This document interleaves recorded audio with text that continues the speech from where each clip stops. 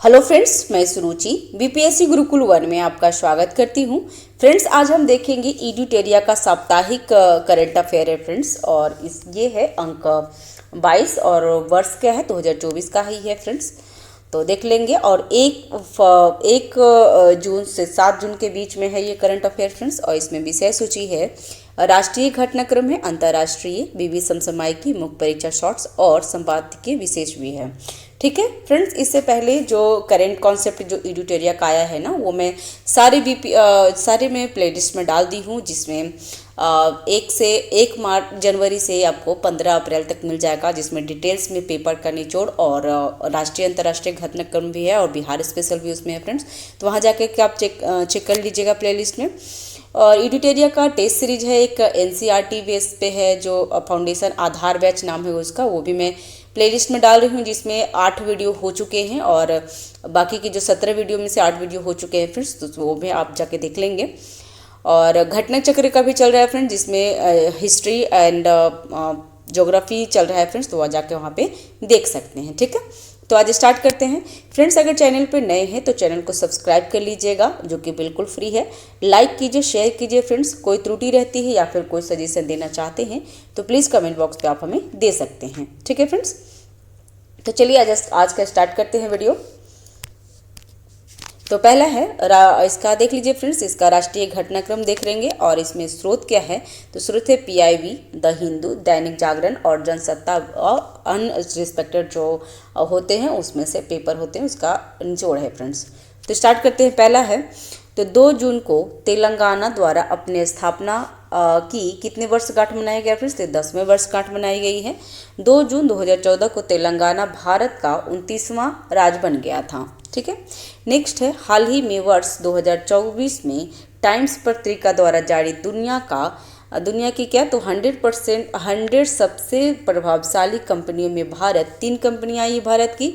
कौन कौन सी है फ्रेंड्स, तो Reliance industrial limited, Tata group और सीरम इंस्टीट्यूट ऑफ इंडिया को शामिल किया गया है। नेक्स्ट है, भारतीय प्रौद्योगिकी संस्था कानपुर ने डीआरडीओ के सहयोग से अगली पीढ़ी की रक्षा में अंततः विषय अनुसंधान के लिए अपने परिसर में डीआरडीओ उद्योग अकादमी उत्कृष्टता केंद्र की स्थापना की है। तो कहाँ पे की गई है फ्रेंड्स, तो ये कानपुर में की गई है। नेक्स्ट है, हाल ही में मध्य प्रदेश के विजयपुर शहर में भारत सरकार के स्वामित्व वाली गेल इंडिया लिमिटेड का पहला हरित हाइड्रोजन संयंत्र स्थापित की गई है। तो ये गेल इंडिया का लिमिटेड का पहला हरित हाइड्रोजन संयंत्र उद्घाटन हुआ है फ्रेंड्स। कहाँ, तो मध्य प्रदेश के विजयपुर में। तो ध्यान देंगे इसके लिए। नेक्स्ट है, भारत प्रधानमंत्री की अध्यक्षता वाली केंद्रीय कैबिनेट नियुक्ति समिति ने हाल ही में रक्षा अनुसंधान तथा विकास संगठन डीआरडीओ के अध्यक्ष डॉक्टर समीर वी कामत के लिए 1 वर्ष का विस्तार को मंजूरी दे दिया है। तो अभी 1 साल के लिए और डीआरडीओ का जो मुख्य है अध्यक्ष कौन है, तो डॉक्टर समीर वी कामत, वो 1 साल के लिए और बढ़ गए हैं फ्रेंड्स। नेक्स्ट है, हाल ही में सिक्किम उच्च न्यायालय द्वारा अपनी महिला कर्मचारियों के लिए प्रत्येक महीने मासिक धर्म अवकाश नीति लागू की गई है। तो ध्यान रखेंगे, ये एग्जाम के लिए इम्पोर्टेंट हो सकता है। नेक्स्ट है, ऐसा करने वाला सिक्किम उच्च न्यायालय देश का पहला उच्च न्यायालय है, तो ये भी ध्यान देंगे। नेक्स्ट है, हाल ही में रक्षा और अनुसंधान विकास संगठन डीआरडीओ ने उड़ीसा के चांदीपुर तट पर स्वदेशी रूप से विकसित एंटी रेडियन मिसाइल रुद्रम 2 का सफल परीक्षण किया है। तो यहाँ पे देख लीजिएगा कि रुद्रम 2 किसने किया है, तो डीआरडीओ ने सफल परीक्षण किया है। कहाँ से, तो उड़ीसा के चांदीपुर से। फ्रेंड्स, आपको बता दूं कि जो डीआरडीओ है ना, इसका ज़्यादातर जो परीक्षण होता है वो उड़ीसा के चांदीपुर से ही होता है फ्रेंड्स, ध्यान दीजिएगा।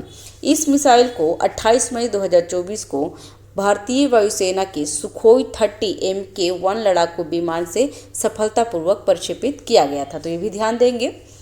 नेक्स्ट है, रुद्रम 2 क्या है, तो रुद्रम 2 एक ठोस प्रणोदक वायु प्रक्षेपण मिसाइल है और जिसे वायु से सतह संचालन के लिए स्वदेशी रूप से विकसित किया गया है। तो ये क्या है, तो प्रक्षेपित मिसाइल है फ्रेंड्स, तो ध्यान रखिएगा। नेक्स्ट है, भारतीय पर्वतारोही संदीप गुप्ता दुनिया की सबसे ऊंची चोटी माउंट एवरेस्ट तथा दुनिया की चौथी सबसे ऊंची चोटी माउंट लेटोस्ते से से पर एक ही सत्र में 2 बार चढ़ाई करने वाले दुनिया के पहले व्यक्ति बन गए हैं। तो नाम क्या है फ्रेंड्स? तो संदीप गुप्ता नाम है। नेक्स्ट है, हाल ही में भारतीय रिजर्व बैंक द्वारा विदेशी मुद्रा प्रबंधन अधिनियम 1999 के प्रावधान के उल्लंघन के आरोप में HSBC बैंक पर जुर्माना लगा दिया गया है। HSBC हांगकांग और संघाई बैंक कॉरपोरेशन की स्थापना कब हुई थी फ्रेंड्स? तो ये 1865 में हुई थी, जो हांगकांग में। नेक्स्ट है, हाल ही में भारतीय वायुसेना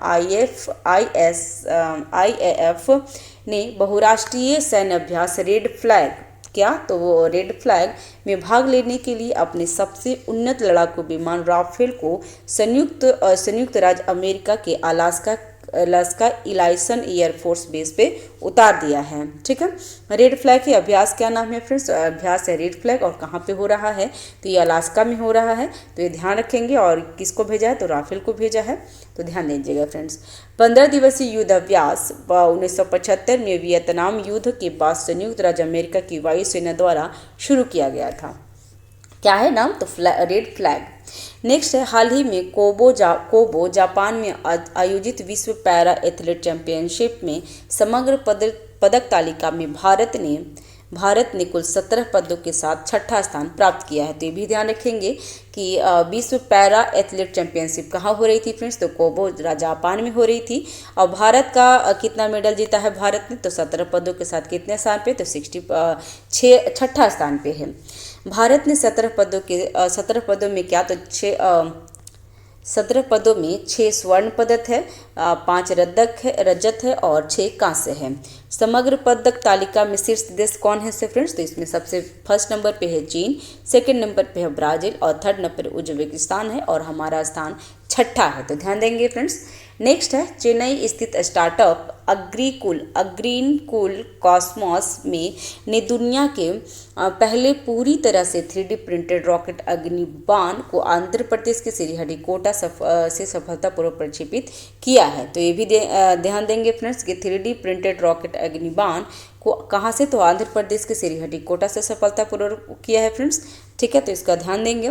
और अग्निबाण सब ऑर्बिट टेक्नोलॉजिकल डेमॉन्स्ट्रेटर है। ठीक है, नेक्स्ट है, रॉकेट सिंगल स्टेज का रॉकेट है और इसमें अग्रिलेट इंजन का प्रयोग किया गया है। नेक्स्ट है, अग्निबाण शॉर्ट TED-01 मिशन के जरिए अग्निकूल कॉस्मस ने 3 उपलब्धियां हासिल की है। क्या क्या है? तो पहली क्या है? तो निजी लॉन्च पैड श्रीहरिकोटा में धनुष लॉन्च पैड से देश की पहली लॉन्चिंग हुई है, और देश के पहले semi cryogenic engine powered rocket की लॉन्चिंग, और दुनिया के पहले 3D प्रिंटिंग के क्या है फ्रेंड्स? दुनिया के पहले 3D प्रिंटेड रॉकेट इंजन है। तो ये ध्यान रखेंगे। और इसका नाम क्या है? अग्नि। ठीक है, इसका नाम ध्यान रखेंगे फ्रेंड्स, अग्निकूल नाम है। ठीक है, इसको अंडरलाइन कर लेते हैं क्योंकि इंपॉर्टेंट हो जाएगा। नेक्स्ट है, हाल ही में, क्योंकि ये दुनिया का था इसलिए ज़्यादा इंपॉर्टेंट हो जाएगा फ्रेंड्स। ठीक है, हाल ही में भारत द्वारा नार्वेस्टर के नाम से जाने जाने वाला भयंकर तूफान का अध्ययन करने के लिए अपना पहला अनुसंधान परीक्षण केंद्र स्थापित करने की घोषणा की है, जो मुख्य रूप से पूर्वी और पूर्वोत्तर क्षेत्र को परिभाषित करता है। प्रस्तावित सुविधा पश्चिम बंगाल, उड़ीसा और झारखंड से सटे एक बड़े क्षेत्र को कवर करेगी। इसका नियंत्रण केंद्र कहाँ है? तो उड़ीसा के भद्रक जिले के चांदबाली में होगा। नेक्स्ट है, हाल ही में तमिलनाडु राज्य ने भगवान मुरुगन, कौन? तो भगवान मुरुगन को समर्पित वैकासी विसाकम महोत्सव मनाया है। तो वैकासी विकासम महोत्सव कहाँ मनाया गया फ्रेंड्स? तमिलनाडु में। और नाम क्या है किस भगवान के नाम पे? तो भगवान मुरुगन के नाम पे। तो ध्यान रखेंगे, त्यौहार से भी क्वेश्चन पूछ लेते हैं। तो हाल ही में तेलंगाना सरकार द्वारा सार्वजनिक स्वास्थ्य संबंधी चिंताओं का हवाला देते हुए पूरे राज्य में तंबाकू और निकोटीन युक्त गुटखा और पान मसाला के निर्माण, भंडार, वितरण, परिवहन और बिक्री पर 1 साल का प्रतिबंध लगा दिया है। तो ये भी बिल्कुल ध्यान रखेंगे फ्रेंड्स कि जो तंबाकू और निकोटीन युक्त जो गुटखा, पान मसाला है, उसके लिए कौन सा सरकार ने प्रतिबंध लगाया फ्रेंड्स? 1 साल के लिए। तो तेलंगाना सरकार ने किया है। ये काफ़ी अच्छा कदम है फ्रेंड्स। नेक्स्ट है, यह प्रतिबंध खाद्य सुरक्षा और मानक अधिनियम 2006 की धारा 30 के उपधारा 2 के खंड ए के तहत लाया गया है। नेक्स्ट है फ्रेंड्स, अगर चैनल पे नए हैं तो चैनल को सब्सक्राइब कर लीजिएगा, बिल्कुल फ्री है। लाइक कीजिए, शेयर कीजिए फ्रेंड्स, ठीक है। और कोई त्रुटि रहती है या फिर कोई सजेशन देना चाहते हैं या फिर कोई वीडियो और कौन सा वीडियो आपको चाहिए वो आप मुझे बता सकते हैं। मैं कमेंट को मैं देखती हूँ और रिप्लाई भी करती हूँ। और फ्रेंड्स, हमारे टेलीग्राम चैनल भी है जो बीपीएससी गुरुकुल कुल करके ही है, तो वहाँ पे जाकर के चेकआउट कर लेंगे। टेलीग्राम पे बीपीएससी गुरुकुल 1 करके होगा, ठीक है। नेक्स्ट है, हाल ही में भारत की शीर्ष जिम्नास्टिक दीपा कर्माकर उज्बेकिस्तान के ताशकंद में आयोजित एशियाई सीनियर चैंपियनशिप में महिलाओं की वॉल्ट स्पर्धा में स्वर्ण पदक हासिल कर ऐसा करने वाली पहली भारतीय महिला बन गई है। तो नाम क्या है फ्रेंड्स? दीपा कर्माकर है और ये भारत की पहली महिला बनी है और स्वर्ण पदक जीता है। और कहाँ जीता है फ्रेंड्स? तो ये उज्बेकिस्तान के ताशकंद में क्या हो रही थी? तो एशियाई सीनियर चैंपियनशिप में हो रही थी, ठीक है। तो एशियाई चैंपियनशिप जो कहाँ हो रही थी? तो ताशकंद, उज्बेकिस्तान के राजधानी ताशकंद में। और दीपा कर्माकर स्वर्ण पदक जीती है और ये पहली महिला है, तो ये इसके लिए इम्पोर्टेंट हो जाएगा, ध्यान दीजिएगा।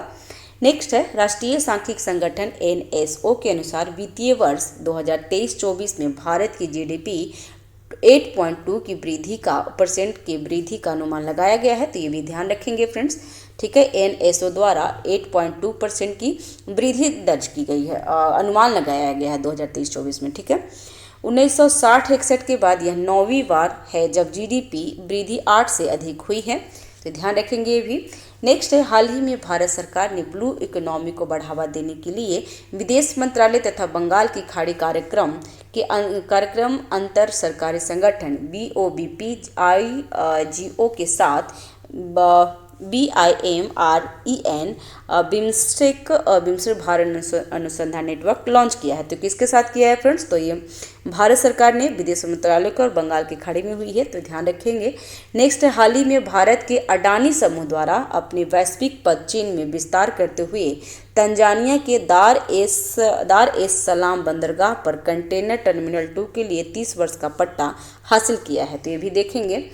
नेक्स्ट है, हाल ही में जम्मू कश्मीर की सरकार ने महामारी रोग अधिनियम 1897 के तहत मानव रेबीज को एक अधिसूचित रोग के रूप में नामित किया है।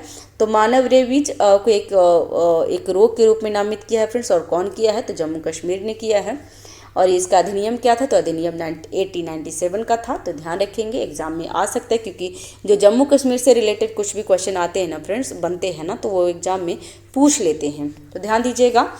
नेक्स्ट है, 30 से 31 मई 2024 को रांची झारखंड में इस्पात पर अंतर्राष्ट्रीय सम्मेलन का आयोजन किया गया था।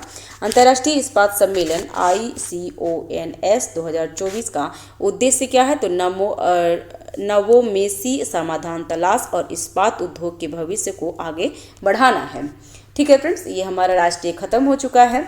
अभी हम लोग देख लेंगे नेक्स्ट अंतर्राष्ट्रीय घटनाक्रम, ठीक है। और इसका स्रोत भी है द हिंदू, PIB और दैनिक जागरण और जनसत्ता और अन्य जो रिस्पेक्टेड पेपर होते हैं उसका है यहाँ पे फ्रेंड्स, तो इसका देख लेते हैं।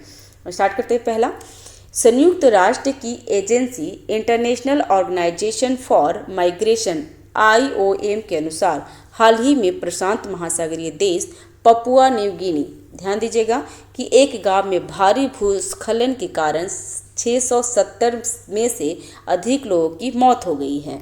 नेक्स्ट है, प्रधानमंत्री नरेंद्र मोदी द्वारा राहत, पुनर्वास और पुनर्निर्माण प्रयासों में सहायता के लिए पपुआ न्यू गिनी को $10 लाख की तत्काल मानवीय सहायता की घोषणा की है। तो ये भी कभी कभी पूछ देता है सर फ्रेंड्स कि ये कहाँ पे घटना घटी है, तो ये ध्यान रखिएगा, ये पपुआ न्यू गिनी में हुई है।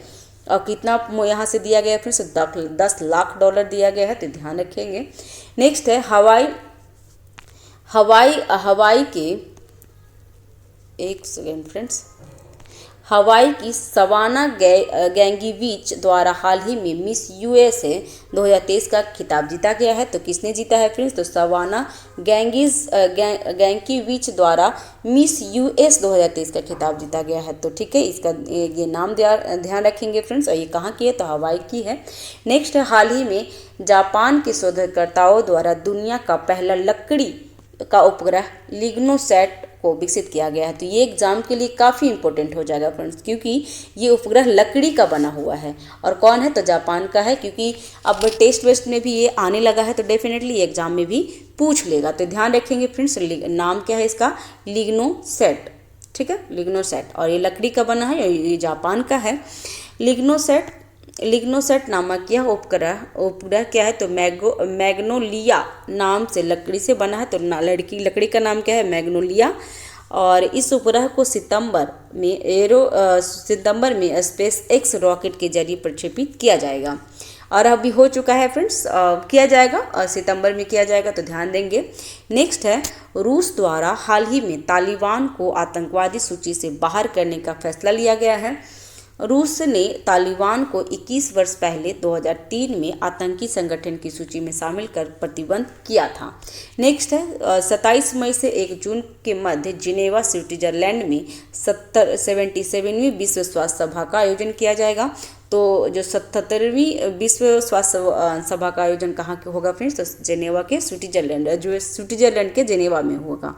तो विश्व स्वास्थ्य सभा 2024 का विषय क्या है? तो विषय देखेंगे, शांति के लिए स्वास्थ्य के लिए शांति, दोनों ध्यान रखेंगे। हेल्थ फॉर पीस और पीस फॉर हेल्थ। तो ये जो विषय है ना फ्रेंड्स, ये विषय जरूर ध्यान रखेंगे, क्योंकि विषय से भी क्वेश्चन पूछ देता है। नेक्स्ट है, हाल ही में अफ्रीकी देश जिबूती फ्रेंडली मच्छर कार्यक्रम के तहत मलेरिया से निपटने के लिए आनुवांशिक रूप से संशोधित जीएम मच्छर छोड़ा गया है। तो कौन सी मच्छर छोड़ा गया है फिर? तो जीएम मच्छर छोड़ा गया है, मलेरिया से निपटने के लिए छोड़ा गया है। और कहाँ पे? तो जिबूती में। और जिबूती से जीएम समझ जाएंगे कि जी से जिबूती, जी से जीएम मच्छर। और जिबूती फ्रेंडली मच्छर कार्यक्रम के तहत, ठीक है, आनुवांशिक रूप से संशोधित है ये, ठीक है, तो ध्यान देंगे। नेक्स्ट है, हाल ही में चर्चा में रहा नासा की मैगलन मिशन का संबंध शुक्र ग्रह से है। तो ये एकदम बिल्कुल ध्यान रखेंगे फ्रेंड्स, ठीक है, ये बिल्कुल याद रखेंगे कि मैगलन मिशन किसका है? तो मैगलन मिशन का संबंध शुक्र ग्रह से है, ठीक है। बुध के बाद जो शुक्र आता है उसका है। और ये शुक्र क्या है? तो इनर ग्रह है फ्रेंड्स। और शुक्र को भोर के तारा और शाम के तारा भी बोला जाता है, तो ये भी ध्यान रखेंगे। और शुक्र सबसे गर्म और सबसे चमकीला ग्रह होता है, तो ये भी ध्यान देंगे, एग्जाम में पूछता है, ठीक है। क्योंकि हमारा घटना चक्र ज्योग्राफी का भी वीडियो आ चुका है, प्लेलिस्ट में है और कंटिन्यू उसका जारी है फ्रेंड्स, तो उसमें भी ये सब क्वेश्चन पूछा हुआ था। इस मिशन के संबंध में वैज्ञानिकों ने शुक्र पर नए लावा प्रवाह की खोज की है। मई 1989 को लॉन्च किए गए मैगलन मिशन का उद्देश्य रडार इमेजिंग तकनीकी का उपयोग करके शुक्र की सतह का मानचित्र बनाना है। नेक्स्ट है, हाल ही में संयुक्त राष्ट्र महासभा द्वारा 24 मई को अंतर्राष्ट्रीय मानखोर दिवस के रूप में मनाए जाने की घोषणा की है। और मानखोर क्या है फ्रेंड्स? तो ये मानखोर कैम्प्रा फ्लाकोनेरी, जिसे पेंच सींग वाली बकरी कहते हैं, तो ठीक है, ये ध्यान रखेंगे। और 24 मई को ही मनाया जाएगा अंतर्राष्ट्रीय मानखोर दिवस है। तो ये क्योंकि ये नया दिवस लॉन्च किया गया है, तो नया दिवस एग्जाम में पूछ लेता है। तो 24 मई को ध्यान रखिएगा, 24 मई को अंतर्राष्ट्रीय मनखोर दिवस के रूप में मनाया जाएगा। और मनखोर क्या है? तो मनखोर एक पेंच सींग वाली बकरी है के रूप में जाना जाता है, जो पाकिस्तान का राष्ट्रीय पशु है, तो ये भी ध्यान रखेंगे। और मनखोर क्या है फ्रेंड्स? तो ये पाकिस्तान का राष्ट्रीय पशु है मनखोर। और जो उसका डे क्या कौन सी है? तो 24 मई को। नेक्स्ट है, हाल ही में पाकिस्तान द्वारा चीन के सिचांग सैटेलाइट लॉन्च सेंटर से multi mission communication satellite PakSat MMI launch किया गया है। तो पाकसेट MMI लॉन्च किया है कहाँ से फ्रेंड्स? तो चीन के सिचांग सैटेलाइट से, ठीक है।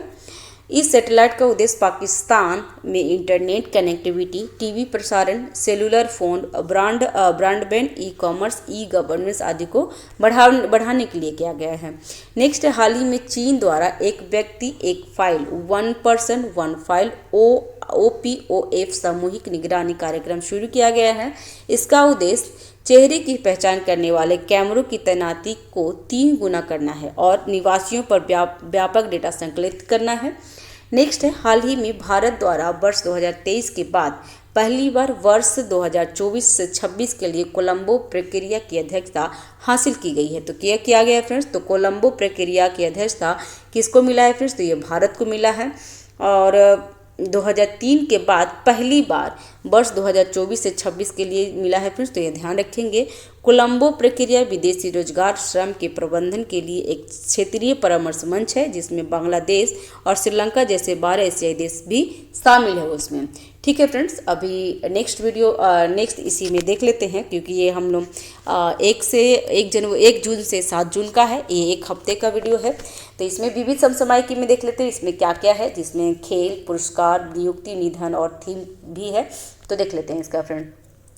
पहला है प्रमुख दिवस तथा थीम के बारे में। तो 28 मई को क्या होता है, तो विश्व भूख दिवस मनाया जाता है। विषय क्या था, तो संपन्न माताएं संपन्न विश्व। नेक्स्ट है 29 मई को तो संयुक्त राष्ट्र शांति सैनिक का अंतर्राष्ट्रीय दिवस मनाया जाता है। विषय क्या था, तो भविष्य के लिए उपयुक्त साथ मिलकर बेहतर निर्माण करना। नेक्स्ट है 30 मई को तो अंतर्राष्ट्रीय आलू दिवस मनाया जाता है और विषय है विविधता का दोहन, आशा का पोषण। 30 मई को हिंदी पत्रकारिता दिवस मनाया जाता है। 30 मई को ही 37वां गोवा राज्य दिवस भी मनाया जाता है। तो गोवा राज्य दिवस कब मनाया जाता है फ्रेंड्स, तो ये 30 मई को।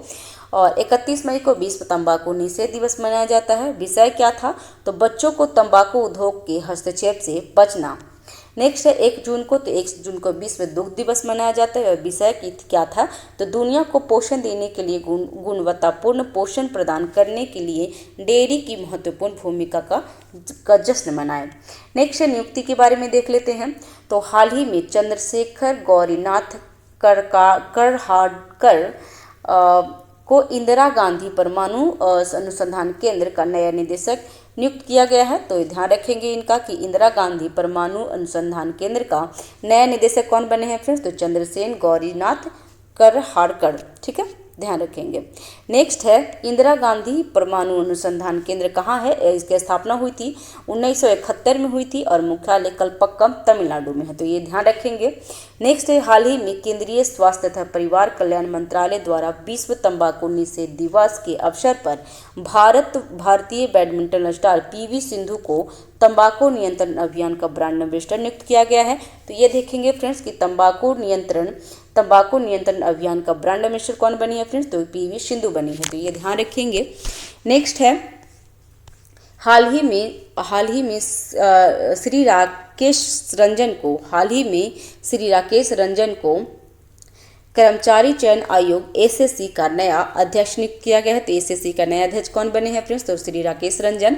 नेक्स्ट है श्री विजय खांडूजा को हाल ही में विदेश मंत्रालय द्वारा कैमरून में भारत का नया उच्चायुक्त नियुक्त किया गया है। तो कैमरून में भारत का नया उच्चायुक्त कौन बने हैं, तो श्री विजय खांडूजा। नेक्स्ट है मई 2024 में प्रदीप कुमार त्रिपाठी को लोकपाल का सचिव नियुक्त किया गया है। तो लोकपाल का सचिव कौन बन गया फ्रेंड्स, तो प्रदीप कुमार त्रिपाठी। और लोकपाल का अध्यक्ष कौन है, तो अजय मणिकराव खानविलकर। तो यहाँ ध्यान रखेंगे कि लोकपाल का अध्यक्ष कौन है, लोकपाल का अध्यक्ष तो अजय मणिकराव खानविलकर। नेक्स्ट है हाल ही में डॉक्टर इमैनुएल सैम्बुरेन को 2024 से 29 के कार्यकाल के लिए विश्व पशु स्वास्थ्य संगठन का महानिदेशक नियुक्त किया गया है।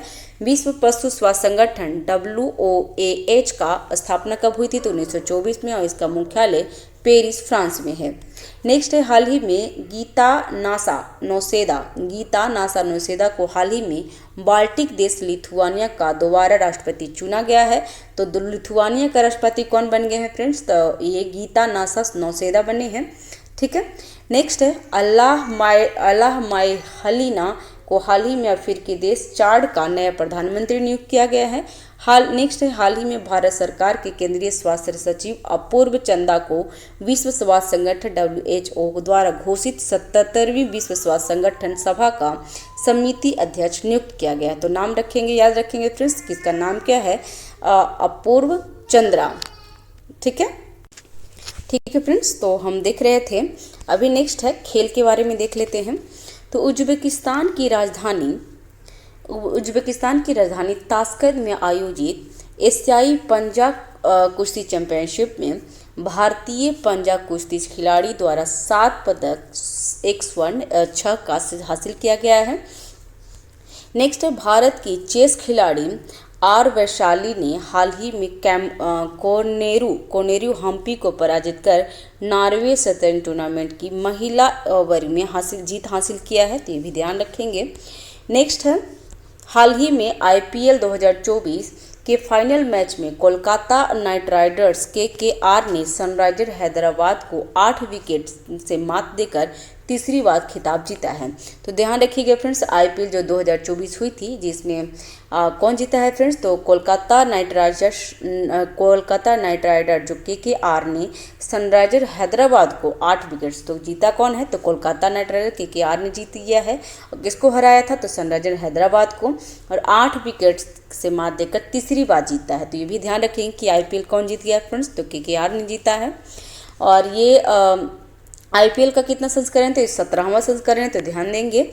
ऑरेंज कप किसको मिला है, तो विराट कोहली को, और जो 741 रन बनाए हैं। पर्पल कप तो हर्बल पटेल को जो 24 विकेट लिए हैं। फेयर प्ले अवार्ड किसको मिला, तो सनराइजर हैदराबाद को।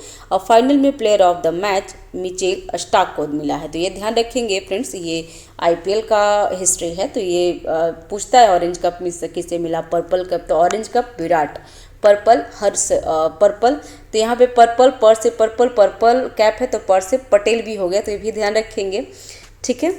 और fair play award Sunriser Hyderabad को मिला है, तो ध्यान रखेंगे फ्रेंड्स। नेक्स्ट है पुरस्कार के बारे में, तो पुरस्कार में देख लेते हैं। तो हाल ही में राष्ट्रीय मानसिक स्वास्थ्य एवं तंत्रिका विज्ञान संस्था NIMHANS को स्वास्थ्य के क्षेत्र में महत्वपूर्ण योगदान के लिए विश्व स्वास्थ्य संगठन ने नेशनल मंडेला पुरस्कार 2024 से सम्मानित किया है। तो नेशनल मंडेला पुरस्कार किसे मिला है फ्रेंड्स, तो ये राष्ट्रीय मानसिक स्वास्थ्य एवं तंत्रिका विज्ञान संस्था को मिला है नेशनल मंडेला पुरस्कार। राष्ट्रीय मानसिक स्वास्थ्य एवं तंत्रिका विज्ञान संस्था जो कि स्थापना कब हुई, तो 1974 में, इसका मुख्यालय बेंगलुरु में है। नेक्स्ट है संयुक्त राष्ट्र शांति सैनिक के अंतर्राष्ट्रीय दिवस के रूप में दिवस के अवसर पर। हेलो फ्रेंड्स, मैं सुरुचि बीपीएससी गुरुकुल 1 में आपका स्वागत करती हूं। फ्रेंड्स, अभी हम देख रहे थे संयुक्त राष्ट्र शांति सैनिक के अंतर्राष्ट्रीय दिवस के अवसर पर संयुक्त राष्ट्र महासचिव एंटोनियो गुटेरेस, ठीक है, एंटोनियो गुटेरेस के द्वारा भारतीय सेना की मेजर राधिका सेन को वर्ष 2023 का military gender advocate of the year पुरस्कार प्रदान किया गया है। तो ध्यान रखेंगे फ्रेंड्स, ये किसके द्वारा दिया गया है, तो संयुक्त राष्ट्र महासचिव। पहले तो ये संयुक्त राष्ट्र महासचिव के महासचिव कौन है फ्रेंड्स, तो ये एंटोनियो गुटेरेस, क्योंकि ये सभी एग्जाम में आ जाते हैं। और भारतीय सेना की मेजर राधिका सेन को, यहाँ पे याद रखेंगे राधिका सेन को भी, ठीक है। तो राधिका सेन को वर्ष 2023 का military gender advocate of the year से पुरस्कार प्रदान किया गया है। तो ये काफ़ी इंपॉर्टेंट हो जाएगा फ्रेंड्स, क्योंकि ये संयुक्त राष्ट्र सैनिक द्वारा किया गया है। नेक्स्ट है मेजर सुमन गवानी के बाद मेजर राधिका सेन को संयुक्त राष्ट्र military gender advocate of the year पुरस्कार से सम्मानित होने वाला दूसरी भारतीय हैं। तो इसलिए ये इंपॉर्टेंट हो जाएगा फ्रेंड्स। कौन, तो मेजर राधिका सेन, पहले सुमन गवानी को मिला था और अभी सेकंड को राधिका सेन को मिला है, ठीक है। और उसका जो पुरस्कार है उसका नाम क्या है, तो संयुक्त राष्ट्र military gender advocate of the year. Next है हाल ही में प्रसिद्ध भारतीय अभिनेता रजनीकांत को यूएई के संस्कृति और पर्यटन विभाग द्वारा गोल्डन वीजा से सम्मानित किया गया है। तो गोल्डन वीजा भी रजनीकांत को भी मिल गया है फ्रेंड्स, ध्यान देंगे। हाल ही में गोवा में आयोजित केंद्रीय सार्वजनिक क्षेत्र के उद्यमों CPSE के लिए पहले आउटलुक प्लैनेट सस्टेनेबिलिटी शिखर सम्मेलन 2024 में ग्रामीण विद्युतीकरण लिमिटेड REC लिमिटेड ने sustainability champion awards choice award पुरस्कार दिया गया है, ध्यान दीजिएगा। नेक्स्ट है हाल ही में कांगो में सेवारत संयुक्त राष्ट्र के शांति सैनिक धनंजय कुमार सिंह को संयुक्त राष्ट्र के अंतर्राष्ट्रीय शांति सैनिक दिवस के अवसर पर मरणोपरांत डॉग हैमरशॉल्ड पदक से सम्मानित किया गया है। तो डॉग हैमरशॉल्ड पदक से सम्मानित किसे किया गया फ्रेंड्स, तो धनंजय कुमार सिंह को किया गया। ये कांगो के सेवा युक्त कांगो में ये अपना ये दे रहे थे, सेवा दे रहे थे। ठीक है, नेक्स्ट है हाल ही में भारतीय फिल्म मेकर पायल कपाड़िया, ये एग्जाम के लिए इंपॉर्टेंट हो जाएगा फ्रेंड्स, इस पे ध्यान दीजिएगा। पायल कपाड़िया की film All We Imagine As Light को कांस फिल्म, जो फ्रांस में होता है Cannes film friends, Cannes film festival के दूसरे सर्वाधिक ग्रांड प्रिक्स अवार्ड से सम्मानित किया गया। तो ध्यान रखेंगे कि पायल कपाड़िया को किसके लिए ग्रांड प्रिक्स दिया गया है फ्रेंड्स, तो ये कांस में दिया गया है। और कांस कहाँ होता है, तो ये फ्रांस में होता है, जो फिलहाल ही हुआ था। और पायल कपाड़िया को All We Imagine As Light के लिए ग्रांड प्रिक्स अवार्ड दिया गया है। ये सम्मान प्राप्त करने वाले पायल कपाड़िया पहले भारतीय फिल्म मेकर है, तो ये भी ध्यान रखिएगा कि ये पहली है। ठीक है, ये सम्मान पाने वाली पहली है पायल कपाड़िया, भारतीय फिल्म मेकर है। तो ध्यान दीजिएगा, ये इम्पोर्टेंट हो जाएगा कि अगर भारतीय महिला अगर कुछ पहली बार कुछ करती है तो ये इम्पोर्टेंट हो जाता है। फ्रेंड्स यहाँ पे देखिए 2 टेस्ट सीरीज के बारे में बताया गया है, एडिटेरिया टेस्ट सीरीज और एडिटेरिया आधार सीरीज है फ्रेंड्स। ठीक है, तो आपको बता दूं कि ये एडिटेरिया में 6 टेस्ट हो चुके हैं, जो हमारे प्लेलिस्ट में आपको मिल जाएगा। टोटल 25 सेट है। और एनसीईआरटी प्रैक्टिस सेट जो 6 to 12 जो हर एग्जाम के लिए इंपॉर्टेंट है, देखिए यहाँ पे लिखा है सभी प्रतियोगिता के लिए उपयोगी है। ठीक है, तो सभी प्रतियोगिता के लिए उपयोगी है। और ये 17 सेट है इसमें, जिसमें 4 सेट और इतिहास का और 4 सेट पॉलिटी का हो चुका है। मेरे प्लेलिस्ट में आपको 8 सेट मिल जाएगा। और अभी हमारा साइंस का चल रहा है, साइंस को कंप्लीट करने के बाद ज्योग्राफी का और फिर एक अर्थशास्त्र का है, तो ये कंप्लीट कर लेंगे।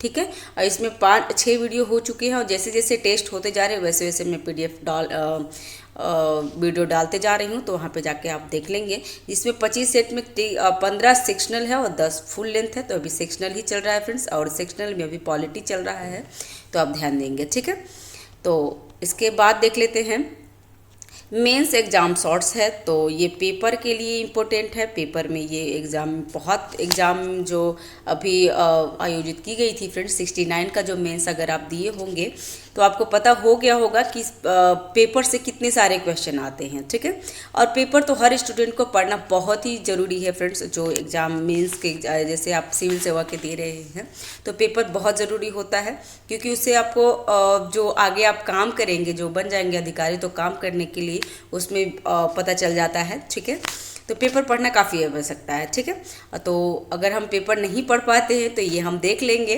तो हमें क्लियर हो जाएगा सारे कुछ। ठीक है, तो स्टार्ट करते हैं फ्रेंड्स। अगर चैनल पर नए हैं तो चैनल को सब्सक्राइब कर लीजिएगा, और जो कि बिल्कुल फ्री है। लाइक कीजिए, शेयर कीजिए फ्रेंड्स। और कोई त्रुटि रहती है या फिर आपको और किस चीज़ का वीडियो चाहिए, वो आप मुझे कमेंट में बता सकते हैं। ठीक है, तो मैं कमेंट भी देखती हूँ सारे और रिप्लाई भी करती हूँ। और हमारे टेलीग्राम चैनल है, तो वहाँ पे जाके ज्वाइन हो सकते हैं फ्रेंड्स। ठीक है, तो स्टार्ट करते हैं। पहला है मेंस एग्जाम शॉर्ट्स में पहला क्या है, तो अंटार्कटिका संसद। तो ये क्या है, द हिंदू से है, जो कि बहुत रिस्पेक्टेड पेपर है फ्रेंड्स। तो अंटार्कटिका संसद के बारे में पढ़ लेते हैं, क्या है ये। तो भारत ने 20 मई से 30 मई 2024 तक कोचीन केरल में 46वें अंटार्कटिका संधि परामर्श बैठक और 26वें पर्यावरण संरक्षण समिति CEP 2026 की सफलतापूर्वक मेजबानी की है। तो यहाँ पे ये ध्यान रखेंगे कि जो 46वें अंटार्कटिका संधि परामर्श बैठक जो कोचीन में हुआ है, जो हमारे केरल में हुआ है फ्रेंड्स, और उसी में 26वां पर्यावरण संरक्षण समिति भी हुई है। तो ये ध्यान रखेंगे, जिसको CP 26 बोला जाता है। और इसका देख लेते हैं STCM 46 के बारे में पढ़ लेते हैं अच्छे से। तो STCM जिसका फुल फॉर्म है अंटार्कटिका संधि परामर्श, उसमें क्या है कि 46 का आयोजन वसुदेव कुटुंबकम की व्यापक थीम के साथ किया गया है। तो इसका थीम ध्यान रखेंगे फ्रेंड्स कि माफ़ कीजिएगा, यहाँ पे मैं लिख देती हूँ ATCM। ठीक है, ATCM का जो थीम है तो वसुदेव कुटुंबकम थीम है फ्रेंड्स। और आपको बता दूं कि जो अभी हमारा यहाँ पे हुआ था जो G20 जो हमारे यहाँ पे G20 का जो सम्मेलन हुआ था फ्रेंड्स, उसका भी ध्येयवाक्य यही था, वसुधैव कुटुंबकम। तो उसी के थीम के अनुसार ये TCM को किया गया है। तो यहाँ पे ध्यान दीजिएगा, ATCM 46 और CP26 का आयोजन भारत सरकार के पृथ्वी विज्ञान मंत्रालय द्वारा कहाँ पे, तो किसके द्वारा, तो पृथ्वी मंत्रालय द्वारा गोवा के राष्ट्रीय ध्रुवीय और महासागरीय अनुसंधान केंद्र के माध्यम से अर्जेंटीना में मुख्यालय वाले अंटार्कटिका संधि सचिव के सहयोग से किया गया है। तो ये इसका मुख्यालय कहाँ फ्रेंड्स है, तो इसका मुख्यालय अर्जेंटीना में है। ठीक है, तो ये भी ध्यान रखेंगे, अंटार्कटिका संधि सचिवालय के सहयोग से किया गया था। इस कार्यक्रम में पक्षों द्वारा अंटार्कटिका संधि 1959 और अंटार्कटिका संधि के लिए पर्यावरण संरक्षण पर प्रोटोकॉल मैड्रिड प्रोटोकॉल 1991 की पुष्टि की गई। मैत्री 2 योजना को आधिकारिक रूप से प्रस्तुत किया गया। अंटार्कटिका में किसी भी नए निर्माण या पहले से ATCM को मंजूरी की आवश्यकता होती है। इसमें देख लीजिए, ये यहाँ पे तो ऑस्ट्रेलिया का मैप दिया हुआ है फ्रेंड्स। ठीक है, और नेक्स्ट देखते हैं अंटार्कटिका संधि परामर्श बैठक क्या है, तो इसके बारे में अच्छे से जान लेते हैं फ्रेंड्स। ATCM अंटार्कटिका संधि प्रणाली से संबंधित गतिविधियों पर चर्चा और समन्वय के लिए प्राथमिक मंच है। इसकी स्थापना अंटार्कटिका संधि 1959 के तहत की गई है। ATCM कानूनी रूप से बाध्यकारी समझौता को अपनाता है और ATCM ने पर्यावरण संबंधी मामलों पर सलाह और सिफारिशें प्रदान करने के लिए एक सहायक निर्णय निकाय के रूप में पर्यावरण संरक्षण समिति CEP की स्थापना की है। अब अंटार्कटिका संधि 1959 के बारे में देख लेते हैं कि उस टाइम ये क्या हुआ था। तो यह अंटार्कटिका में गतिविधियों को नियंत्रित करने वाला एक अंतर्राष्ट्रीय समझौता है। यह महाद्वीप को एक वैज्ञानिक संरक्षण क्षेत्र के रूप में नामित करता है। भारत 1983 में इसमें शामिल हुआ था और अब तक 56वीं हस्ताक्षरकर्ता शामिल है। ठीक है, नेक्स्ट है फ्रेंड्स ZIG, जिम्बाब्वे की नई स्वर्ण आधारित मुद्रा है और ये वहाँ का पैसा है फ्रेंड्स। तो देख लेते हैं जिम्बाब्वे का, इसका स्रोत क्या है, द इंडियन एक्सप्रेस। तो हाल ही में जिम्बाब्वे ने अपनी नवीनतम मुद्रा ZIG लॉन्च की है। जिम्बाब्वे की दीर्घकालीन आर्थिक अस्थिरता को दूर करने के उद्देश्य से शुरू किया गया है। यह एक स्वर्ण समर्पित मुद्रा है फ्रेंड्स। उद्देश्य क्या है, तो इस नवीन वैध मुद्रा का उद्देश्य वर्षों की मुद्रास्फीति और विनिमय दर की अस्थिरता के बाद देश की वित्तीय प्रणाली में स्थिरता प्रदान करना और विश्वास बहाल करना है। ठीक है, मुख्य विशेषता क्या है, तो जिंग एक अद्वितीय मुद्रा है जो स्वर्ण भंडार द्वारा समर्पित है। यह सुनिश्चित करती है कि इसका मूल्य सरकार के पास मौजूद भौतिक सोने द्वारा समर्थित है।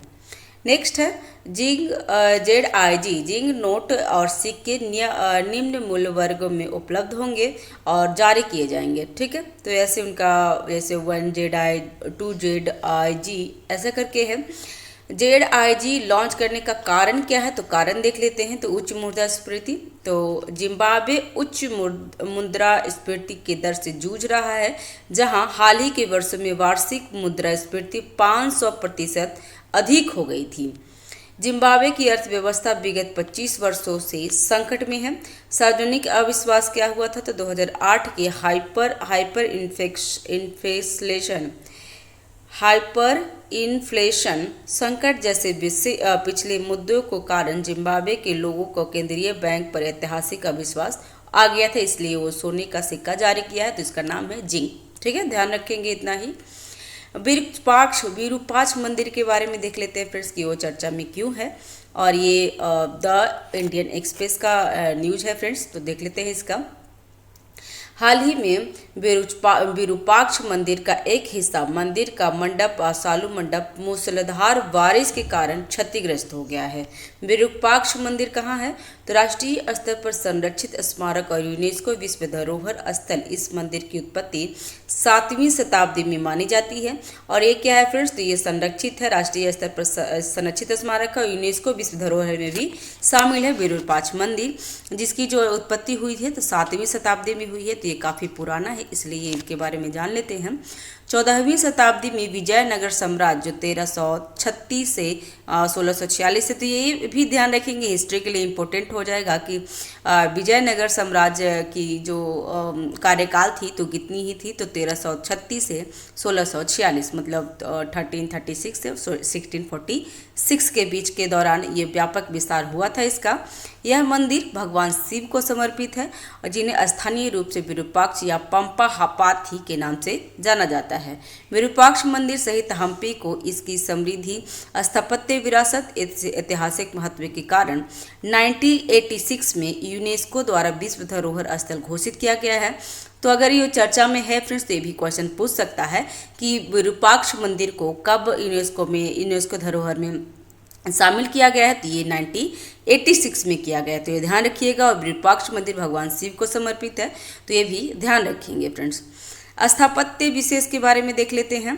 तो यह द्रविड़ मंदिर है। बिल्कुल फ्रेंड्स, जो दक्षिण भारत में जितने भी मंदिर होते हैं फ्रेंड्स वो द्रविड़ में रहते हैं, तो ये ध्यान रखिएगा कि ये दक्षिण भारत में जो है तो द्रविड़ मंदिर है। वास्तुकला का एक उत्कृष्ट उदाहरण है। इसकी विशेषता इसके भव्य गोपुरम। तो फ्रेंड्स, जो दक्षिण द्रविड़ मंदिर होते हैं ना फ्रेंड्स, उसमें गोपुरम बहुत ही महत्व का होते हैं। जो गोपुरम ऊंचे प्रवेश द्वार को कहते हैं। गर्भगृह के ऊपर स्थित शिखर इसकी जटिल नक्काशी और स्तंभों वाले हाल हैं।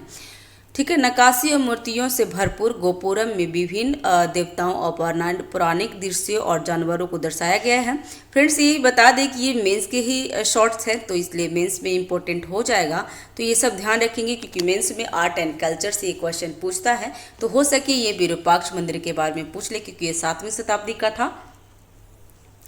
नेक्स्ट है हम्पी का एकमात्र लगातार कार्यरत मंदिर, जिसमें एक गर्भगृह, स्तंभ युक्त हॉल, सबसे विस्तृत हॉल जिसमें 100 स्तंभ है, पूर्व कक्ष, भव्य गोपुरम और कई छोटे मंदिर, साथ ही एक मंदिर, रसोईघर और प्रशासनिक कार्यालय शामिल है। तो ठीक है, इसके बारे में इतना देख लिए। अब नेक्स्ट है वर्ष 2024 में वैश्विक बेरोजगारी दर में गिरावट की संभावना। ये बिजनेस स्टैंडर्ड्स है फ्रेंड्स, तो इसमें देख लेते हैं क्या है। तो अंतर्राष्ट्रीय श्रम संगठन, जिसका जो होता है ILO, इसको शॉर्ट फॉर्म बोलते हैं फ्रेंड्स, किसने संकेत दिया है कि वर्ष 2024 में वैश्विक बेरोजगारी दर 4.9% होगी, जबकि मूल रूप से अनुमान लगाया गया था कि इस साल बेरोजगारी दर बढ़कर 5.2 हो जाएगी। तो ये जो बेरोजगारी के लिए जो निकलते हैं फ्रेंड्स, जो ठीक करता है उसका नाम क्या है? अंतर्राष्ट्रीय श्रम संगठन, ILO उसको शॉर्ट फॉर्म बोलते हैं, और इसकी स्थापना 1919 में हुई थी। तो ये भी ध्यान रखेंगे, एग्जाम में भी पूछ सकता है। तो इसका देख लेते हैं कितना है। तो मुख्य बिंदु क्या है इसकी? तो यह संशोधन मुख्य रूप से चीन, भारत और उच्च आय वाले देशों के इस वर्ष अब तक अपेक्षा से कम बेरोजगारी दर के कारण किया गया है। ILO ने कहा है कि समाविष्ट आर्थिक परिवेश में यह स्थिरता अपेक्षाकृत स्थिर श्रम बाजार परिदृश्य में परिवर्तन हो रही है। नेक्स्ट रिपोर्ट में बताया गया है कि वर्तमान में 183 मिलियन लोग बेरोजगार है, जबकि बिना नौकरी वाले किंतु काम की चाह रखने वाले की संख्या कितनी है? तो 402 मिलियन है। ठीक है, काम की क्षेत्र। फ्रेंड्स, ये जो मेंस एग्जाम रहेगा ना, तो ये मेंस एग्जाम में भी जो नेगेटिव में जो नकारात्मक या फिर चुनौतियाँ में ये सब डाल सकते हैं कि हमारे देश में कितनी बेरोजगारी है। ठीक है, और श्रम बाजार विशेष के रूप में महिलाओं के लिए असमान बना हुआ है। निम्न आय वाले देशों में महिलाओं की नौकरियों का अंतर कितने हैं फ्रेंड्स? तो 22.8% पहुँच गया है। अंतर्राष्ट्रीय श्रम संगठन, इसके बारे में जान लेते हैं। यह एकमात्र त्रिपक्षीय संयुक्त राष्ट्र संघ राष्ट्रीय एजेंसी है जो अंतर्राष्ट्रीय श्रम मानकों को तैयार करने के लिए अपने 187 सदस्यों की सरकारी नियोक्ता और श्रमिक प्रतिनिधित्व को एक साथ लाती है। तो कितने सदस्य आईएलओ में फ्रेंड्स? तो 187 है। नेक्स्ट है इसका मुख्यालय कहाँ है? तो जेनेवा में है, स्विट्जरलैंड में। और ये 1919 मैंने पहले ही बताया फ्रेंड्स कि 1919 में इसकी स्थापना हुई है। तो 1919 में वर्साय की संधि द्वारा राष्ट्र संघ की एक संबंध एजेंसी के रूप में स्थापित हुआ है। तो ये भी क्वेश्चन पूछ सकता है कि जो आईएलओ की स्थापना कब हुई है? तो 1919 में। और किसके संधि के द्वारा हुआ? तो वर्साय की संधि। और इसका मुख्यालय जिनेवा में है, स्विट्जरलैंड में। तो ध्यान देखिए और इसके सदस्य कितने हैं फ्रेंड्स? इसके सदस्य 187 हैं। ठीक है। नेक्स्ट है अंतर्राष्ट्रीय श्रम सम्मेलन। तो यह अंतर्राष्ट्रीय श्रम मानकों और आईएलओ की व्यापक नीतियों को निर्धारित करता है। आईएलओ सम्मेलन और सिफारिशों के रूप में अंतर्राष्ट्रीय श्रम मानकों को अपनाने तथा उनके कार्यान्वयन पर नियंत्रण रखने में महत्वपूर्ण भूमिका निभाती है। नेक्स्ट है फ्रेंड्स दुनिया का पहला 3D मुद्रित रॉकेट इंजन। तो ये हमारे क्या है, बीपीएससी में जो सेकंड पेपर होते हैं फ्रेंड्स, उस सेकंड पेपर में साइंस एंड टेक से क्वेश्चन आता है और उसमें 2 क्वेश्चन रहते हैं। और तो उसके बारे में देख लेते हैं 2 क्वेश्चन। और ये पीआईबी का स्रोत है, तो 2 क्वेश्चन रहते हैं उसमें ये चीज़ आ सकते हैं। तो स्टार्ट करते हैं। आईआईटी मद्रास इनक्यूबेट्स स्टार्टअप द्वारा श्रीहरिकोटा से single piece 3D printed engine वाला दुनिया का पहला रॉकेट लॉन्च किया गया है। और ये क्या है 3D प्रिंटेड फ्रेंड्स? तो ये रॉकेट है, रॉकेट अग्निबाण। इसका नाम ही है क्या फ्रेंड्स? रॉकेट अग्निबाण। SOITED सब ऑर्बिट टेक्नोलॉजिकल डेमोस्ट्रेटर भी भारत का पहला सेमी क्रायोजेनिक इंजन संचालित रॉकेट है, लॉन्च है, जिसे पूरी तरह से स्वदेशी रूप से डिजाइन और निर्मित किया गया था। मुख्य विशेषता क्या है इसकी? तो अग्निबाण 2 चरणों वाला रॉकेट है जिसकी क्षमता 300 किलोग्राम तक तथा भार 700 किलोग्राम की ऊंचाई तक ले जाने की क्षमता है। तो पहले तो ये देंगे फ्रेंड्स कि इसका नाम क्या है? तो अग्निबाण है। और ये 2 चरणों वाला रॉकेट है जिसकी क्षमता कितनी है? तो 300 किलोग्राम तथा भार 700 किलोग्राम भार क्या है? तो भार 700 किलोमीटर तक की ऊंचाई ले जाने की क्षमता है। तो ये ध्यान रखेंगे। नेक्स्ट है रॉकेट इंजन लिक्विड ऑक्सीजन और केरोसिन से संचालित होगी। तो ये भी ध्यान रखेंगे फ्रेंड्स कि किससे संचालित होगी? तो लिक्विड ऑक्सीजन और केरोसिन से संचालित होगी। यह कम और उच्च झुकाव वाली 2 कक्षाओं तक पहुंच सकता है और पूरी तरह से मोबाइल है, जिसे 10 से अधिक लॉन्च पोर्ट तक पहुंचने के लिए डिजाइन किया गया है। परीक्षण उड़ान का उद्देश्य क्या है? तो घरेलू और घरेलू प्रौद्योगिकी का प्रदर्शन करना, महत्वपूर्ण उड़ान डेटा एकत्र करना है। अग्निकुल के कक्षीय प्रक्षेपण यान अग्निबाण के लिए प्रणाली के इष्टतम कामकाज को सुनिश्चित करेगा। महत्व क्या है इसकी? तो महत्व है 3D मुद्रित विनिर्माण प्रक्रिया के उपयोग से प्रक्षेपण लागत कम होने तथा वाहन के संयोजन समय में कटौती होने की संभावना है। इसके छोटे उपग्रह को किफ़ायती प्रक्षेपण सेवाएं प्रदान करने में मदद मिलेगी। नोट में देख लेते हैं। तो अग्निकुल, जिसका नाम हिंदी और संस्कृत के शब्द अग्नि से लिया गया है, जिसकी स्थापना 2017 में हुई थी और यह भारत का पहला निजी लॉन्च पैड और मिशन कंट्रोल सेंटर चलाता है। तो ये भी ध्यान देंगे फ्रेंड्स। ठीक है। नेक्स्ट है संपादीय विशेष के बारे में देख लेते हैं। तो इसमें क्या है? तो संपादकीय विशेष, और इसका भी है अमृत योजना अवलोकन। ठीक है। और ये इसका क्या लिया गया, कहाँ से लिया गया फ्रेंड्स? तो इसका स्रोत लिया है द हिंदू से। फ्रेंड्स अगर चैनल पे नए हैं तो चैनल को सब्सक्राइब कर लीजिएगा, लाइक कीजिए, शेयर कीजिए फ्रेंड्स मैं देख रही हूँ कि ना तो आप लोग वीडियो शेयर कर रहे हैं और लाइक भी बहुत कम आ रहे हैं फ्रेंड्स। तो फ्रेंड्स मैं बहुत ही मेहनत कर रही हूँ, तो आप लाइक प्लीज़ करें, लाइक करें एंड शेयर करें और सब्सक्राइब करें, जो कि बिल्कुल फ्री है फ्रेंड्स। तो वर्ष अमृत योजना का अवलोकन देख लेते हैं क्या है। तो वर्ष 247, जो 247 हमारा क्या होगा फ्रेंड्स, तो हमारा स्वतंत्रता का 100 वर्ष कंप्लीट हो जाएगा 2047 में, क्योंकि हमारा देश 1947 में आज़ाद हुई थी। तो वर्ष 2047 तक भारत की 50% से ज़्यादा आबादी शहरी होगी और शहरी बुनियादी ढांचों की बढ़त मांग को पूरा करने के लिए योजना शुरू की गई है। अमृत योजना, तो ये अमृत योजना के बारे में देख लेते हैं कि अमृत में क्या है, तो Atal mission for rejuvenation and urban transformation योजना की शुरुआत कब हुई थी फ्रेंड्स, तो योजना की शुरुआत 2015 में हुई थी। तो ये योजना का याद रखेंगे कब हुई थी, अमृत योजना 2015 में स्टार्ट की गई थी। इसका दूसरा संस्करण 2021 में लॉन्च किया गया है।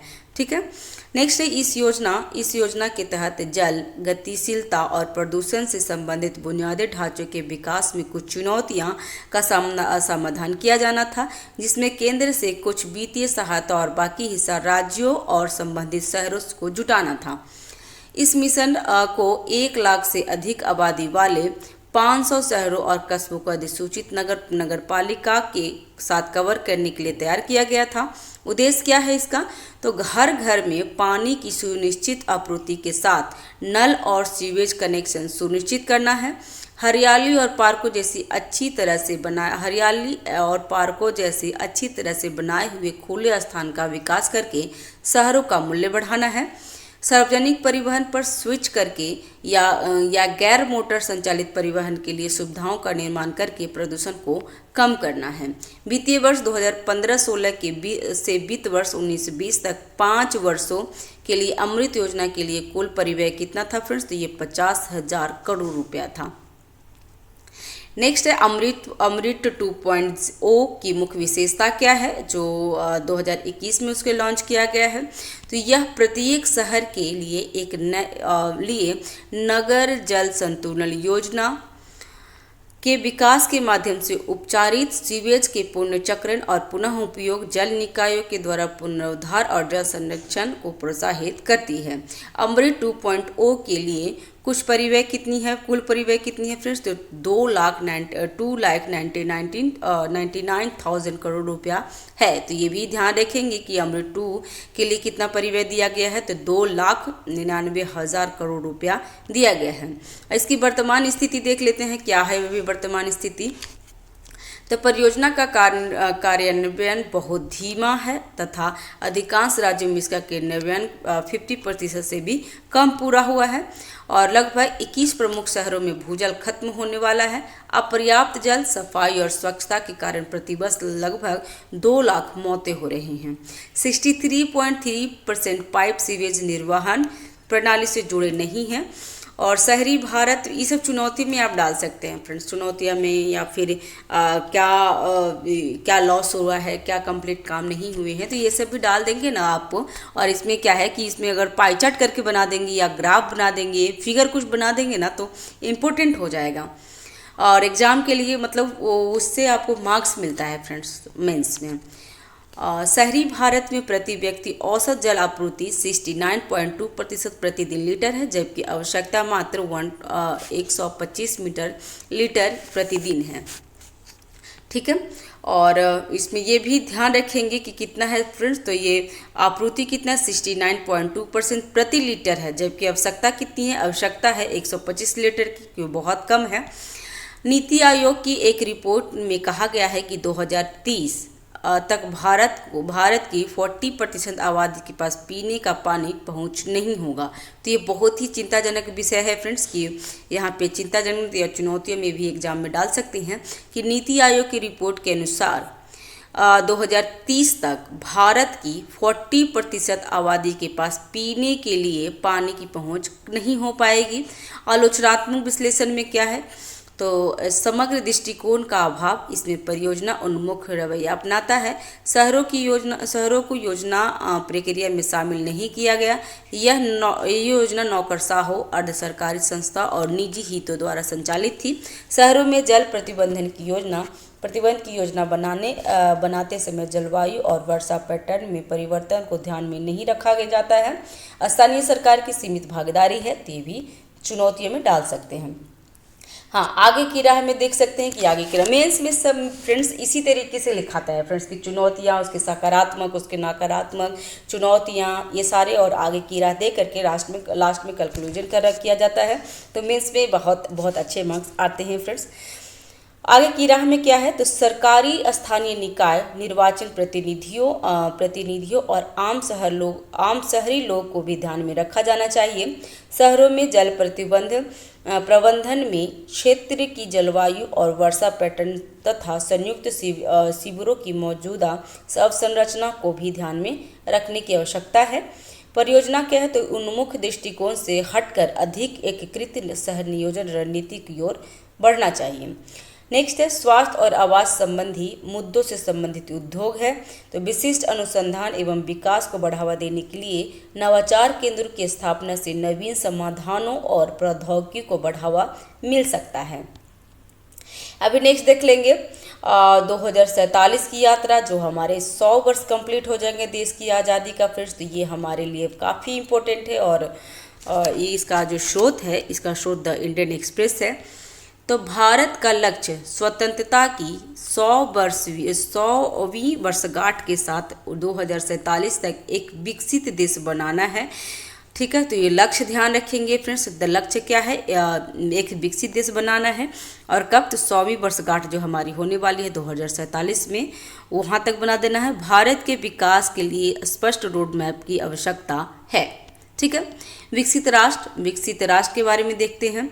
तो अंतर्राष्ट्रीय वित्तीय संगठन वर्तमान में 13,845 डॉलर और उससे अधिक प्रति व्यक्ति आय वाले देशों की विकसित देशों के रूप में वर्गीकृत किया करते हैं। भारत की प्रति व्यक्ति आय कितनी है फ्रेंड्स, अभी $2,500 जो IMF अप्रैल 2024 के द्वारा हुआ है। तो यहाँ देख लेंगे फ्रेंड्स भारत की प्रति व्यक्ति आय कितनी है अभी, तो $2,500 ही है, जबकि विकसित राष्ट्र बनाने के लिए $13,845 होनी आवश्यकता है। उससे अधिक भी होनी चाहिए प्रति व्यक्ति आय। तो अभी हमें थोड़ा सी टाइम लगेगी, लेकिन हाँ कहा गया है, यहाँ पे दिया गया है कि 2045 तक भी ये 2047 तक हो जाना चाहिए विकसित राष्ट्र।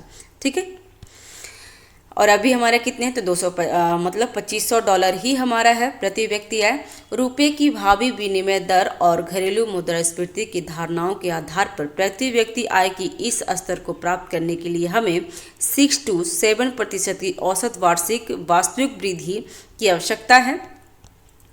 भारत की समक्ष चुनौतियां क्या क्या है, तो ये देख लेंगे चुनौतियां फ्रेंड्स। मेंस में इसी तरीके से लिखेंगे फ्रेंड्स, भाई मैं बार बार रिपीट कर रही हूँ, मेंस में इसी तरीके से लिखेंगे चुनौतियां। तो चुनौतियां क्या है, तो 7.1 की विकास दर प्राप्त करने के लिए सकल घरेलू उत्पादन का 35% की वास्तविक सकल घरेलू पूंजी निर्माण GFCF की आवश्यकता होगी। उच्च राजकोषीय घाटे पिछले 3 वर्षों में 5.9% से अधिक के कारण सरकारी व्यय में वर्तमान वृद्धि टिकाऊ नहीं है। ठीक है, सतत विकास हासिल करने के लिए निजी निवेश को सकल घरेलू उत्पाद का 1.2% तक बढ़ाने की आवश्यकता है। नेक्स्ट है विकास रणनीति क्या है, क्योंकि ये लक्ष्य है फ्रेंड्स 100 सालों का, तो ये एग्जाम में पूछ लेगा। और इसमें से अगर ये पूरा का अगर आप रट के भी आप उसमें डाल सकते हैं तो भी आपको मार्क्स मिल जाएंगे फ्रेंड्स। विकास की रणनीति देख लेते हैं। तो औद्योगिक नीति पर पुनर्विचार करना है। तो वर्तमान वैश्विक घटनाक्रम के कारण भारत की औद्योगिक नीति में अपेक्षित परिवर्तन की आवश्यकता है। निर्यात पर आधारित सफलता क्या है, तो भारत की सेवा निर्यात में सफलता के साथ साथ व्यापारिक निर्यात भौतिक वस्तुओं में उत्कृष्टता प्रदर्शन करने की आवश्यकता है। कई पूर्वी एशियाई देशों ने निर्यात के माध्यम से तेजी से प्रगति हासिल की है। चीन का निर्यात कितना है फ्रेंड्स, तो चीन का निर्यात 0.6% जो 1970 में से बढ़कर 11.9% 2022 में हो गई है। तो चीन का निर्यात देख लीजिए कितना बढ़ गया फ्रेंड्स, 1970 में कितना था 0.6 था, जो अभी 2022 में 11.9% हो गया है निर्यात। भारत का निर्यात कितना है, तो भारत का निर्यात भी 0.6% ही था 1970 में, जो बढ़कर मात्र 2.5% 2022 में हुआ है। तो देख लीजिए यहाँ पे कंपेयर कर लीजिए, तो हमारा स्थिति बहुत ही खराब है चीन से, क्योंकि चीन का सेम ईयर जो 1970 में 0.6% से बढ़कर 2022 में 11.9% निर्यात हो गया, वहीं भारत में 0.6 से 1970 में ही था, लेकिन बढ़कर मात्र 2.5% हुआ फ्रेंड्स। तो हमारा बहुत ही स्थिति खराब है, जबकि जनसंख्या पहले चीन में सबसे ज़्यादा था। विकास के क्षेत्र की पहचान करना है तो उच्च क्षमता वाले उभरते उद्योग की पहचान करना है, जैसे खाद्य प्रसंस्करण, श्रम प्रधान कृषि में सहायक तथा निर्यात मांग वाले। विकास तथा नौकरियां देखना है तो कौशल विकास के द्वारा नई प्रौद्योगिकियों को अपनाना तथा ऐसे क्षेत्र को बढ़ावा देना जो विकास के साथ साथ रोजगार का सृजन करते हैं। कुशल आयात प्रस्तापना करना है तो सभी मामलों में आयात प्रतिस्थापन के बजाय भारत को कुशल आयात प्रतिस्थापन पर ध्यान केंद्रित करने की आवश्यकता है। आत्मनिर्भरता को अकुशल आयात प्रतिस्थापन में नहीं बदलना चाहिए। नेक्स्ट है समानता पे ध्यान देना होगा। तो विकास के फ्रेंड्स एग्जाम में थोड़ी सी मैं आपको ऐड करना चाहूँगी कि जैसे ये चीज़ है ना, विकास यहाँ पे जो चुनौतियाँ है, जो विकास की रणनीति है, तो यहाँ पे ऐसे आप अंडरग्राउंड करेंगे, यहाँ पे विकास की रणनीति लिखेंगे और उसके बाद ऐसे और ऐसे इस तरीके से आप करके मेंस में और यहाँ पे पॉइंट डालेंगे। जैसे कि यहाँ पे निर्यात आधारित सफलता है तो यहाँ पे निर्यात आधारित सफलता लिखेंगे। औद्योगिक नीति पुनः विचार है तो यहाँ पे ऐसे लिख के और फिर ये पॉइंट डालेंगे एग्जाम में, तो इसके लिए तो ज़्यादा मार्क्स आएंगे। ठीक है, और यहाँ पे समानता पे ध्यान देना है तो विकास के लाभों को समान रूप से विस्तारित किया जाना चाहिए। विकास को हासिल करना और गरीबी असमानता को कम करना वांछनीय है। स्वास्थ्य और शिक्षा, तो स्वास्थ्य और शिक्षा के देख लेते हैं। तो स्वास्थ्य और शिक्षा में निवेश सतत विकास के लिए महत्वपूर्ण तथा इसे वित्त पोषण और गुणवत्ता दोनों के संदर्भ में प्राथमिकता दी जानी चाहिए। सकारात्मक पक्ष के बारे में देख लेते हैं फ्रेंड्स। तो सकारात्मक पक्ष में क्या है, तो जनसंख्यीय लाभांश। तो भारत की 40% से अधिक जनसंख्या 25 वर्ष से कम आयु की है, तो ये हमारे लिए अच्छी बात है क्योंकि ये भी सब यंग हैं। और मध्य वर्ग विकास के लिए है तो 2050 तक 500 मिलियन से अधिक मध्य वर्ग का आकार होने का अनुमान लगाया गया है। वर्तमान में कितना है, तो वर्तमान में 50 मिलियन है फ्रेंड्स। 2050 में कितना होने का अनुमान है, तो 500 मिलियन अधिक मध्यम वर्ग के होने वाले हैं, तो ये भी ध्यान रखेंगे, लक्ष्य है वो भी। डिजिटल अर्थव्यवस्था क्या है, तो डिजिटल अर्थव्यवस्था में भारत ई कॉमर्स, एक minute friends, Bharat e-commerce, fintech, edtech, health tech और एग्रीटेक जैसे क्षेत्रों में विशेष रूप से डिजिटल परिवर्तन और नवाचार को अपना रहा है। नेक्स्ट है समावेशी विकास। तो भारत पर्यावरणीय गुणवत्ता को बढ़ाने के लक्ष्य के साथ नवीकरणीय ऊर्जा, हरित अवसंरचना और जलवायु परिस्थिति में निवेश कर रहा है। नेक्स्ट है इलेक्ट्रॉनिक्स और इलेक्ट्रिकल सामानों के लिए भारत की चीन पर निर्भरता। तो द हिंदू का स्रोत है इसका फ्रेंड्स, तो ये भी देख लीजिए। ठीक है, बीत वर्ष 2024 में चीन एक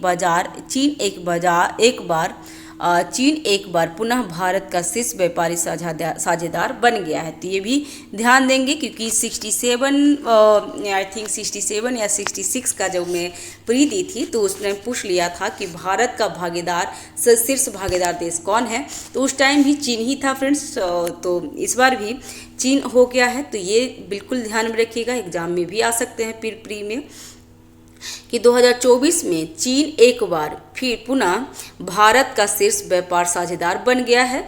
ठीक है, शीर्ष व्यापार राज्य बन गया है, तो ये ध्यान रखेंगे फ्रेंड्स, इम्पोर्टेंट है।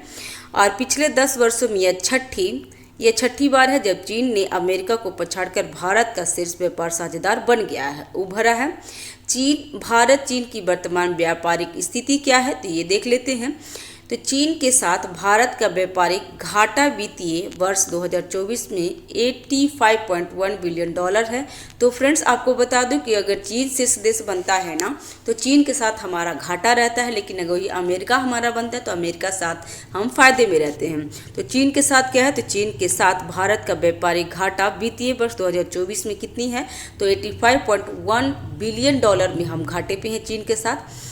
दूसरा है भारत के शीर्ष व्यापारी साझेदार के रूप में चीन की स्थिति मुख्य रूप से चीन से आयात की असाधारण उच्च मात्रा के कारण हुआ है। चीन के साथ भारत व्यापार घाटा अन्य साझेदारी की तुलना में सबसे तेजी से बढ़ रहा है। तो चीन के साथ हम घाटे में रहते हैं, व्यापार करते हैं फ्रेंड्स। तो नेक्स्ट है प्रमुख व्यापारी साझेदारों के साथ भारत का व्यापार घाटा क्या है, तो रूस के साथ व्यापारिक घाटा कितनी है, तो ये भी देख लेंगे कि रूस के साथ व्यापारिक घाटा कितनी है। तो हाल के वर्षों में भारत का रूस के साथ व्यापारिक घाटा तेजी से बढ़ा है।